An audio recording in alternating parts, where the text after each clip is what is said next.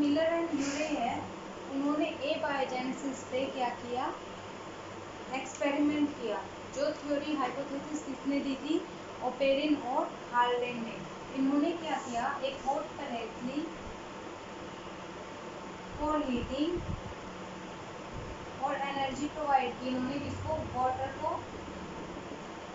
जो वाटर था ये क्या हुआ, वेपर्स बन के यहाँ पर क्या,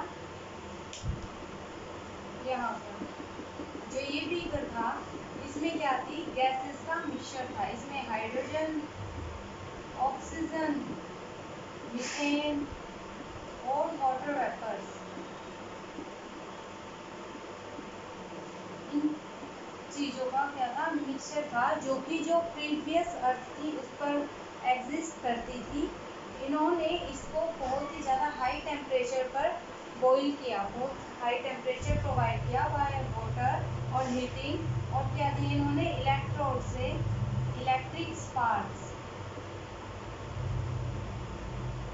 स्पार्क कराए, क्योंकि उस टाइम पे वोल्केनिक इरप्शंस होते रहते थे।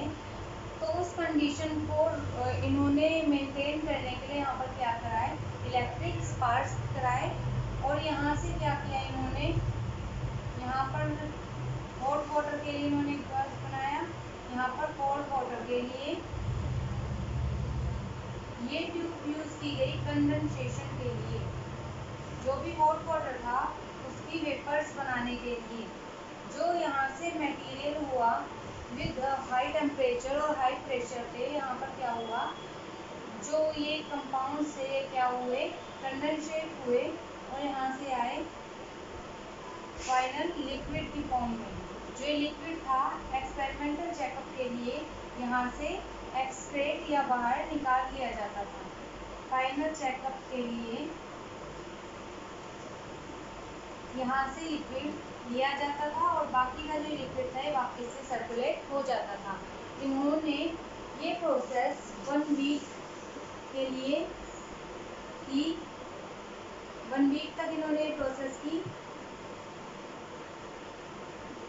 लैब में की, यूज किया ग्लास बीकर्स का और फनल्स का।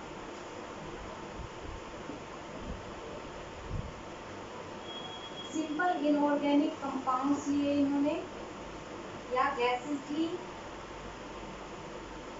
और इससे इन्होंने क्या ऑब्जर्व किया, आफ्टर एक्सपेरिमेंट इनका रिजल्ट रहा,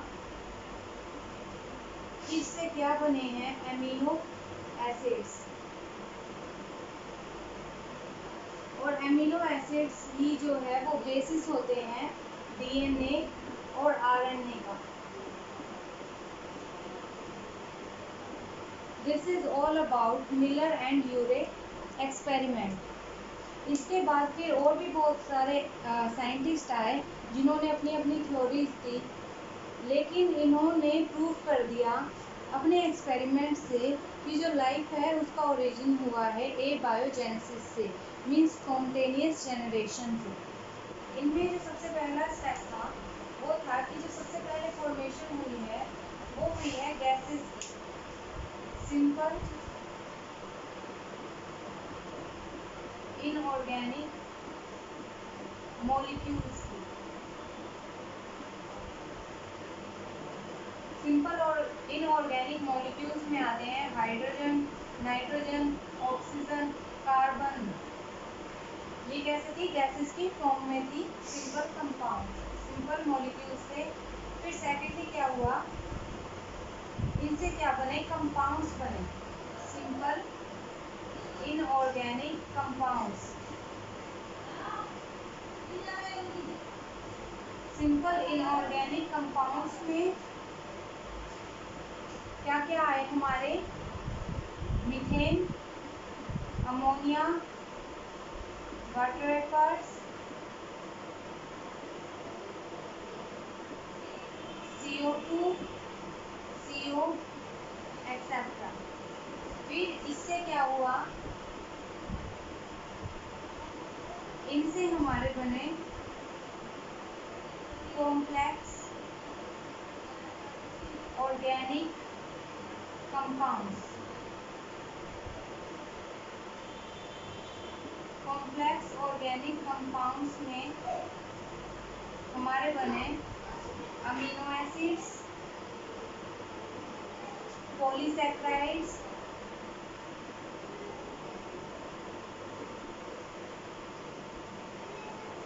शुगर बेसिस,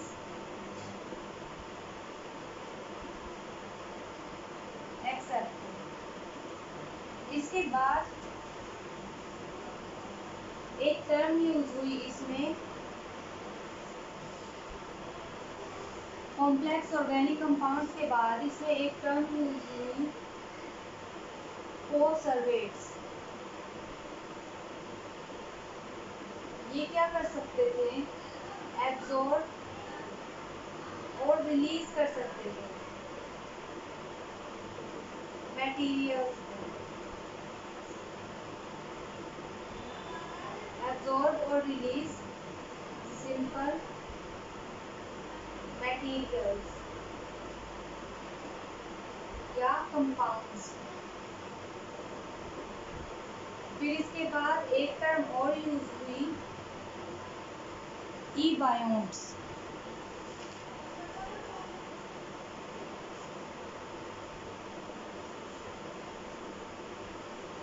इसके बाद जो टर्म आई वो थी इबायोन्ट्स।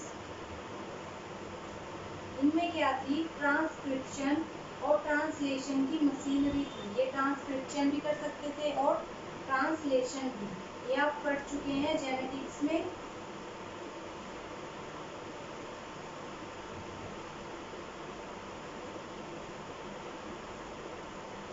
मीन्स फॉर्मेशन कर सकते थे आरएनए की और आरएनए से डीएनए की।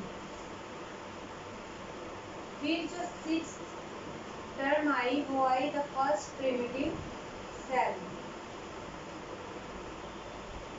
Primitive type of cell.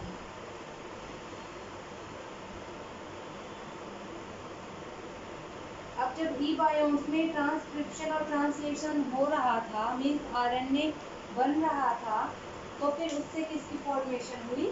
Cell की। This is all about Miller and urease experiment and spontaneous generation theory. ये जो सेल है उसकी फॉर्मेशन हुई है सिंपल इनऑर्गेनिक मॉलिक्यूल से।